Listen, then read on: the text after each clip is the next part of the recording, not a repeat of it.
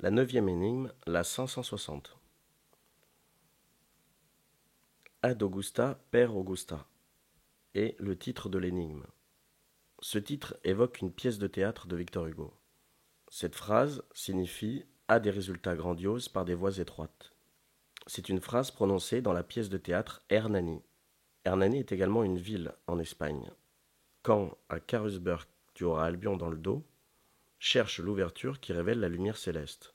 Carusberg est l'ancien nom de Cherbourg. Et Albion désigne l'Angleterre. L'énigme débute donc à Cherbourg, l'Angleterre dans le dos. Nous sommes donc tournés vers le sud. Cherche Bourges, qui révèle la lumière céleste. Or, ici, on rencontre pour la première fois l'expression lumière céleste. On savait que la lumière pouvait faire référence à une zone chaude. Ajouter un adjectif évoque un rétrécissement de zone. Mais cela peut tout aussi faire référence à l'énigme précédente, la 420, dont le titre était « Du ciel vient la lumière céleste ». Or, la solution de la 420 était la chapelle Saint-Léon. Le visuel de la 600, qui est pour moi une métaphore de la chapelle Saint-Léon, et du rocher de Dabo, semble également celui qui représente le plus la lumière céleste. Ensuite, ne t'attarde pas, ne demande pas ton reste, mais apprête-toi à marcher sur les eaux. Par 2 fois Neptune viendra à ton secours, et te mènera loin du septentrion glacé. Le septentrion glacé désigne le nord. En d'autres termes, on pique au sud. Concernant le visuel, une fois de plus d'une valeur symbolique, le trait du crayon descend clairement vers le sud-ouest. Un Mahdi nous dit que son angle n'a pas d'importance, mais que l'inclinaison semble en avoir. Si l'on trace une droite entre Cherbourg et Hernani, on remarque qu'elle emprunte 2 fois les voies maritimes. Une fois entre le Cotentin et les Côtes d'Armor, et une fois entre le Morbihan et la côte basque. Les 2 aides de Neptune, le dieu des eaux douces et eaux salées. On sait que Bourges est l'ouverture, car on peut se servir de l'indication supplémentaire suivante. Il n'y a pas 36 ouvertures, il n'y en a qu'une dans le jeu. Sachant que l'on se dirige vers le sud, que l'on doit voir à travers Bourges la nef encalminée, il est logique que la nef se trouve à l'est de Bourges.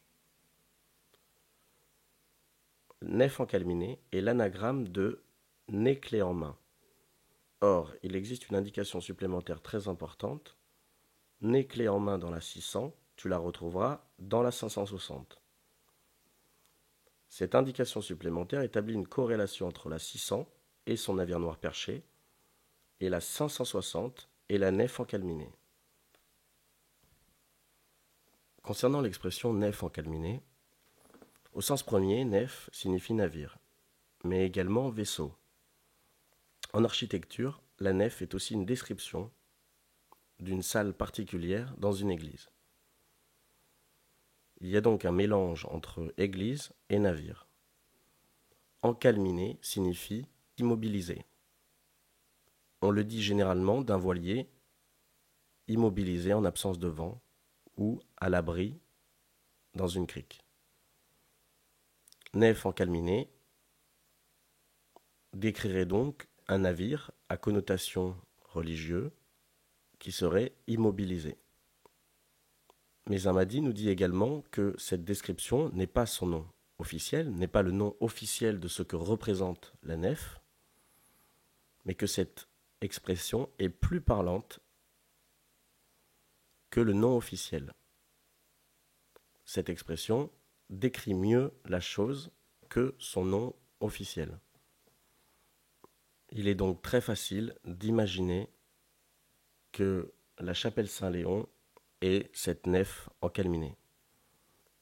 Avant de voir par l'ouverture la nef encalminée, on voit bien qu'on est encore dans l'océan quand Bourges et la nef sont alignés. Cependant, un Mahdi très important pour la suite nous incite à prolonger le trait. Il ne dit pas clairement de le prolonger, mais qu'il est possible de le faire. Le trait à ne pas regretter doit être prolongé, car il utilise pour la 2e fois du jeu l'expression « avant de voir ». Or, en 470, la dernière phrase « Trouve mon tout et par l'ouverture tu verras la lumière », on sait que ce trait avait pour vocation d'être prolongé jusqu'à Roncevaux. De plus, il n'y a pas de notion de flèche qui viendrait se planter, se stopper net. Ici, le terme employé, c'est avant de voir par l'ouverture, ce qui a une notion d'infini, en tout cas qui peut nous inciter à prolonger le trait. La nef est la finalité de l'énigme. Une fois qu'on a tracé le trait, on peut passer à l'énigme suivante.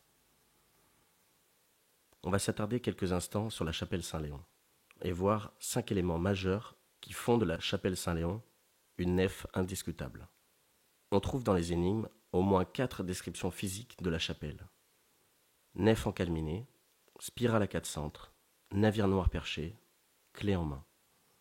Je précise que le visuel de la 600 peut être considéré comme la métaphore de la chapelle Saint-Léon, car clé en main est l'anagramme de nef encalminée.